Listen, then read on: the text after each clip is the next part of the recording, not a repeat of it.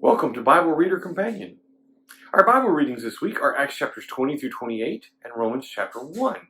Our memory verse this week is Romans chapter 1 and verse 16, which in the New King James says, "For I am not ashamed of the gospel of Christ, for it is the power of God to salvation for everyone who believes, for the Jew first and also for the Greek." You know, it's easy to say, "I'm not ashamed of the gospel of Jesus Christ." It's something entirely different to prove that.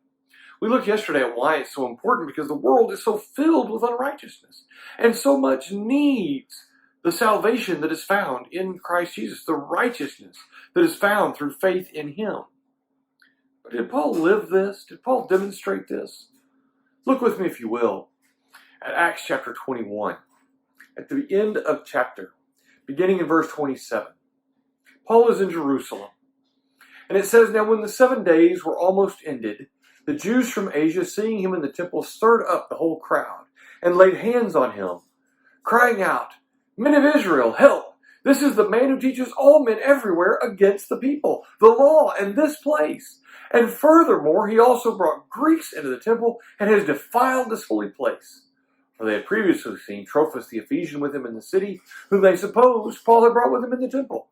And all the city was disturbed, and the people ran together, seized Paul, and dragged him out of the temple. And immediately the doors were shut. And as they were seeking to kill him, news came to the commander of the garrison that all Jerusalem was in an uproar. He immediately took soldiers and centurions and ran down to them. When he saw the commander and the soldiers, they stopped beating Paul. The commander came near and took him and commanded him to be bound with 2 chains. And he asked him who he was and what he had done. So here you have Paul. He's been in Jerusalem, and there are those who are very much opposed to what he's teaching. So much so that they stir up the crowd and begin to beat Paul. And a centurion comes in and arrests Paul. Paul's the one being beaten, and he's the one who is arrested. And now, as he's being led away, listen, Paul says, verse 37, when Paul was about to be led into the barracks, he said to the commander, "May I speak to you?" And Centurion's surprised that he wants to speak. But basically he asks, he says, "I want to speak to the people."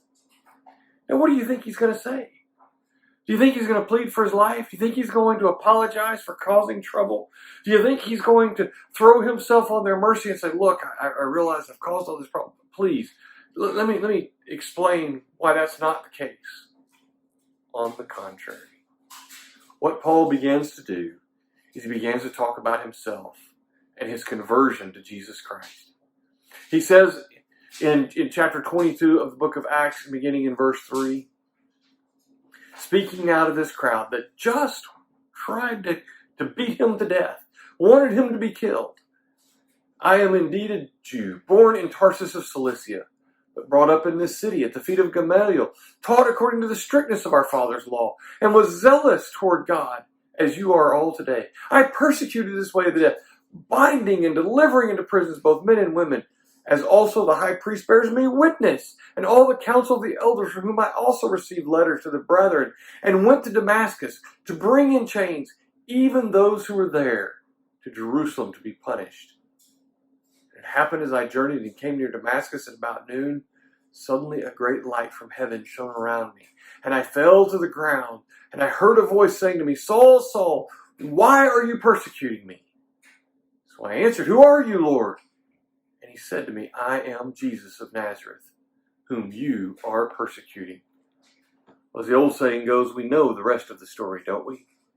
And we know that Paul would go on to try to talk to these people about the way that he completely changed his life. He went, because of the evidence of Jesus being risen from the dead, he went from being a persecutor of Christians to being one who was most persecuted himself, a true follower of Jesus. Why? Why would Paul make this transition? Why would Paul change his own life to go from persecuting Christians to being a Christian? Because he understood what he said in Romans chapter 1. "I am not ashamed of the gospel of Christ, for it is the power of God to salvation for everyone who believes, for the Jew first and also for the Greek." Think about that and how it affected Paul. Thank you for thinking on these things, and we hope you'll join us again tomorrow.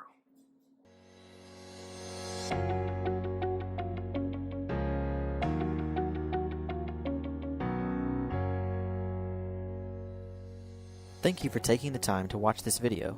Subscribe to our YouTube channel and follow us on Facebook for more content like this.